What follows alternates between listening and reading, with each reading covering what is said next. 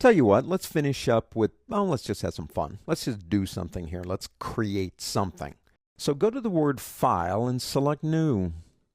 Now in New, I'm going to use the Web Default Profile. That's 960 by 560. Click OK. It fits so well into my space, doesn't it? What we want to do here is use some of what we have learned and make, like a flower. Just something really simple. But they're kind of fun to do. And if you don't know the techniques we're going to use, it might take you a whole lot longer. So let's do this. Pick up your ellipse tool. It's right here. Now come in here and draw me a really elongated ellipse like that. It's going to be one of the petals in our flower. Okay, now I want to make sure that it does have a stroke, and you can see it does right here. But if it didn't, all you'd have to do is click this button right here, and that would default it to black and white. Black stroke, 1 pixel, white. I don't want white as the fill though. So I'm going to come up here and pick a color like maybe yellow. Make sure you got the fill selected here. And, sunflowers. Sunflowers are yellow. Now, the next thing is, let's rough it up a little bit. I remember a movie when I was a kid. It was called The Day of the Triffids, and scared just the heck out of me. And it was about these giant flowers that kind of took over the world, and everybody's running around and they're like eating all these people.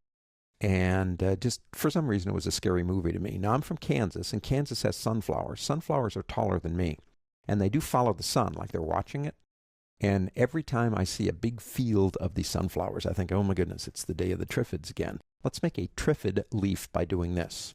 Go up to the word Effect on the pull-down menu, and go down to Distort and Transform, and select Roughen. Let's see what we can do here real quick. I'm going to turn the preview on, and that's a little bit too much. I'm going to change the size to about 1%, and that'll really make it better. And for details, let's try about maybe 5. Maybe something like that, okay? Now we can smooth it, or we can corner it, just like that. Let's leave it at corner and click OK. So there's our first leaf. What I want to do next is, and I'm getting ahead of myself by doing this, but what I want to do next is, and by getting ahead, I mean we haven't gotten here yet in terms of the pen tool. But if you go to the pen tool, there's an option called Convert Anchor Point Tool. If you select it, and then you click on that top anchor point, what it's going to do, it's going to straighten it out. And when it straightens it out, it makes it almost look like an upside down, or like an elongated teardrop or something. That's going to be our first petal in our sunflower. Okay? So we select it. Now we know if we hold the Alt key down, that's the option on a Mac, and drag, it basically makes a copy. Now I can press Control D, that's Command D on a Mac, Control D in Windows, and make copies. But it's going to do the same thing that I did before. So I'm going to undo that stuff, and I'm going to do this. I'm going to come up here and pick the Rotate tool up. Now what I want you to do for the first click, what it rotates around, is get right at the top of it, right there. Hold the Alt key down, option on a Mac, and click.